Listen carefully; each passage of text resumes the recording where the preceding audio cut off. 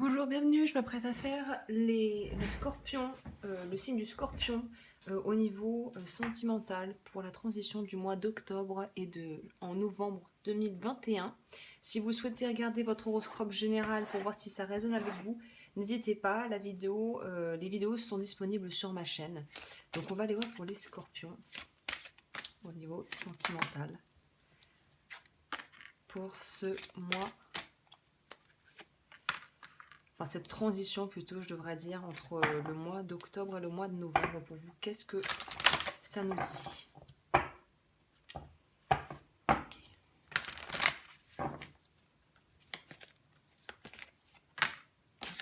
Je vais en sortir un de plus, elle a voulu sortir toute seule. Ok. Ok, pour les scorpions, c'est assez particulier comme énergie parce que là, ça va vraiment pour moi être très ancré par rapport à la relation à la mer, la relation aussi à la terre de façon plus générale. Donc clairement la façon dont vous relationnez à votre environnement et aussi la façon dont vous vous êtes constitué en tant que personne, comment vous vous êtes créé et construit peut-être une identité autour de justement la mère ou la relation que vous entreteniez avec une figure maternelle qui a été très importante pour vous. Et là, on voit qu'il y a une notion de, on peut lire entre lignes, d'enfant intérieur ou de relationner différemment peut-être aux enfants autour de soi, à ses propres enfants.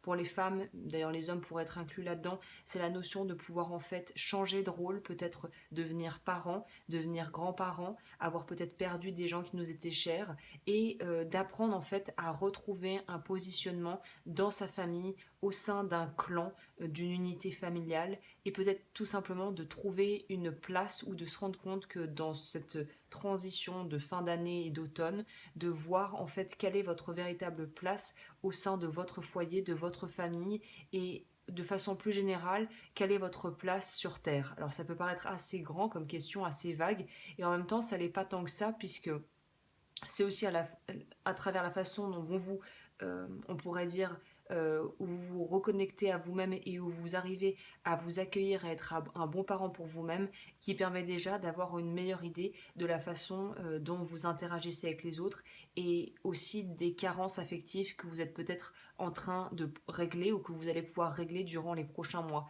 Donc c'est vraiment c'est plus que simplement l'aspect là purement sentimental, relationnel avec un partenaire ou une partenaire de vie, c'est plutôt les fondations et les fondements de votre vie et de votre façon de la façon dont vous avez créé quelque part votre vie relationnelle et votre vie amoureuse qui est sur le point de se transformer ou en tout cas qui va être vraiment mis en lumière durant cette période.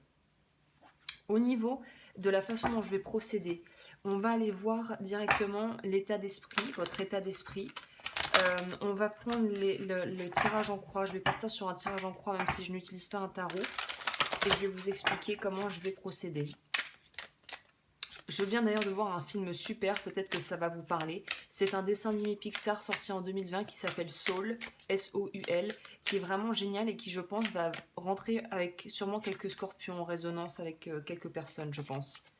Parce qu'il y a une quête aussi de son identité à travers ça et de sa position en tant qu'enfant, mais aussi en tant que parent ou parent en devenir. Il y a quelque chose de cet ordre ici où on a besoin de quelque part revenir, c'est plus qu'aux racines, c'est vraiment à l'essence de qui l'on est et de ce qui nous a construit et de pourquoi on fait les choses comme on les fait en fait.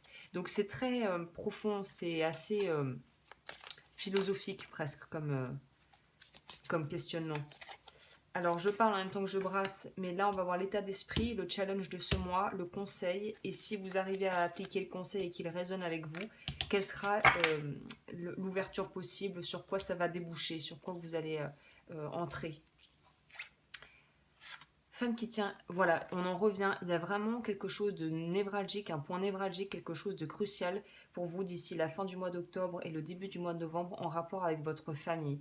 Quelque chose dans la façon dont vous relationnez avec vos proches ou dans votre vraiment la façon dont vous avez pu aussi concevoir votre propre vie de famille va se retrouver modifiée. Ça pourrait être l'arrivée d'un enfant, ça pourrait être le retour voilà, de flamme avec un partenaire de vie, ça pourrait être aussi des changements qui vont s'opérer au niveau niveau de votre famille biologique ou la famille de cœur. En tout cas, il y a quelque chose ici qui, on ne peut plus faire marche arrière. Il y a une espèce de poussée en avant, de traction vers l'avant, qui va de toute façon vous aimanter, vous faire avancer de gré ou de force vers de la nouveauté. Okay. Le challenge.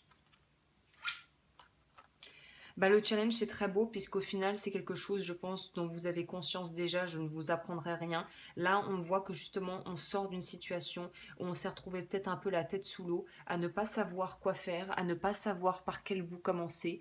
Il y a vraiment cette notion ici qui revient, qui est centrale dans votre tirage. C'est peut-être aussi symboliquement mourir aux yeux de ses parents, je dis bien symboliquement, pour pouvoir renaître et être qui vous êtes vous en tant qu'adulte, en tant que personne qui est dotée d'un sens moral, d'un sens critique et qui au final doit faire d'une certaine manière mourir une facette de vous-même pour pouvoir vous révéler sous votre véritable jour et pas comme on voudrait vous voir. C'est-à-dire que là, il y a une idée de peut-être briser une espèce de rêve qui ne vous appartenait pas ou de façon de fonctionner qui au final ne vous représente pas, n'est pas représentative de qui vous êtes, que vous avez porté comme un masque pour vous protéger ou pour un petit peu rassurer tout le monde. Et là, c'est comme si on s'autorisait à se libérer. On s'autorisait à pouvoir juste lâcher quelque part des liens ou une façon de fonctionner avec des gens qui vous sont chers, qui ne fonctionnent plus pour vous, où vous devez un petit peu vous restreindre, comme si vous vous empêchiez la croissance, votre propre croissance, en restant dans des habits trop petits pour vous, et il est temps de se libérer de ça. Donc c'est quand même un gros travail de fond qui est en train de s'opérer pour vous. Le conseil qu'on vous donne, ça m'étonne pas, c'est on vous demande de reprendre votre liberté. C'est ça, c'est reprendre sa liberté, c'est oser s'affirmer, oser être pleinement soi.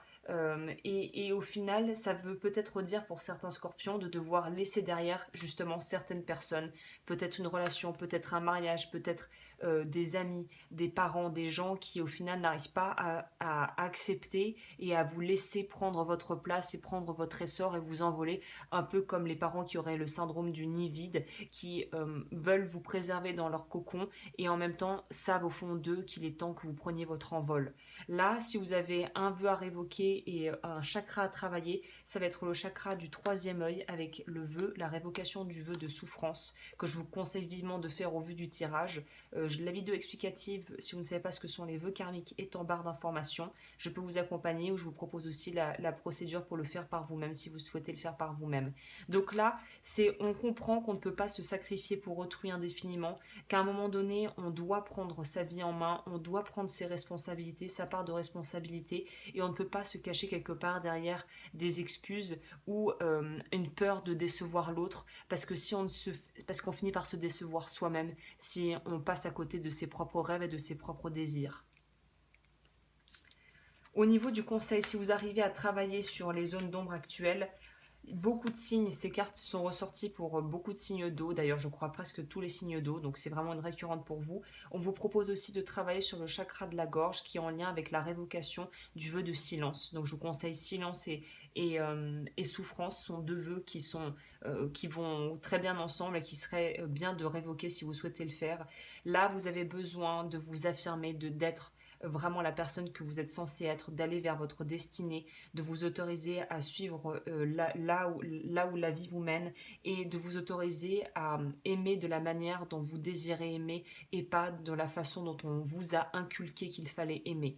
Je ne sais pas si ce que je dis est clair, mais là, il y a vraiment une notion de pouvoir alchimiser presque, d'être un alchimiste et d'arriver à concilier peut-être des croyances ou des perceptions que vous avez en vous, que vous portez un peu comme une forme de dualité, qui vous arrivez en fait à allier, à combiner pour en faire ressortir l'essence qui est votre vraie vérité, votre vérité intérieure, pas celle qu'on vous a inculquée ou pas celle à laquelle vous pensiez qu'il faut adhérer pour bien présenter, pour continuer à être aimé. Parce que si vous avez besoin de prétendre être quelque chose que vous n'êtes pas pour être aimé et apprécié de votre entourage, c'est moche à dire, mais ça veut dire qu'on ne vous aime pas vraiment pour qui vous êtes.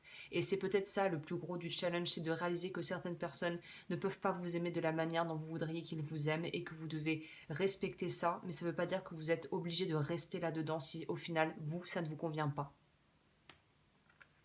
Et ben mon neveu, ok. N'hésitez pas à liker, à vous abonner si vous aimez mes vidéos, si vous voulez en voir plus. Si vous souhaitez être accompagné, je vous accompagnerai avec plaisir. Et là, je termine sur une carte oracle pour du coup voir quels conseils on peut vous proposer pour avancer le plus sereinement possible dans cette vie, cette transformation de vie, cette transformation d'être presque, j'ai l'impression, qui s'opère pour vous là. La confiance. On va rester sur cette carte parce que je crois qu'elle résume bien. Vous devez vous faire confiance. C'est vous, c'est votre propre regard, votre propre reflet qui compte. Plus tant celui des autres. Parfois, la réalité vient heurter notre sensibilité, notre sécurité intérieure ou notre amour-propre. Ces événements douloureux s'inscrivent dans notre mémoire inconsciente, créent des blessures et affaiblissent la confiance que nous possédons en nous-mêmes. Il devient alors plus difficile de s'aimer, d'oser se lancer, de créer ou encore d'interagir avec les autres. Cette capacité à se faire confiance est pourtant présente en chacun de nous et ne demande qu'à nous porter afin de soutenir notre potentiel de réalisation et incarner pleinement nos qualités. Vous avez autour de vous de nombreux outils afin de retrouver la foi en vos capacités, en vos dons et en votre lumière. Il suffit de vous rappeler ces talents, d'oser demander du soutien à ceux qui connaissent votre véritable potentiel et d'oser les incarner dans votre quotidien. Cessez de vous comparer ou de craindre de faire de l'ombre à votre prochain. Vous avez la capacité de l'inspirer. Vous êtes un être parfait, nul besoin d'être différent pour accueillir le bonheur. Il vous suffit de voir la beauté en vous et autour de vous, de créer tout ce dont vous avez envie. L'échec n'est pas un échec s'il vous permet de grandir et d'apprendre au passage. N'ayez plus peur de vous montrer et de prendre votre place dans ce monde. Vous le méritez. Il ne tient qu'à vous de prendre votre juste place et d'incarner votre puissance. Le moment ne sera jamais assez opportun pour entreprendre un projet, vous n'aurez jamais acquis assez de connaissances avant de vous lancer, et vous ne vous sentirez jamais assez légitime que si vous le décidez. L'heure est venue d'ouvrir vos ailes et de voler vers de nouvelles contrées. L'univers vous tend les bras, tout est en place afin que vous puissiez matérialiser vos rêves les plus fous. S'il vous manque encore quelques outils, il est simplement temps de les acquérir. Entourez-vous de personnes bénéfiques qui vous soutiennent et rappelez-vous que vous n'avez rien d'autre à faire qu'à être vous-même. Le mantra ici, c'est je développe la confiance en moi. Je prends conscience de mes dons et de mes qualités afin de les incarner et de les offrir au monde. C'est très puissant pour les scorpions. Très très puissant. C'est très profond parce que ça vient vraiment ébranler qui vous êtes vraiment. Là, on vous propose de retrouver votre lumière et d'incarner cette lumière sur Terre. C'est très puissant comme message. Écoutez, je vous souhaite le meilleur. Je vous retrouve très vite pour les horoscopes de novembre qui sortiront le 27, si je ne m'abuse. Et sur ce, prenez soin de vous.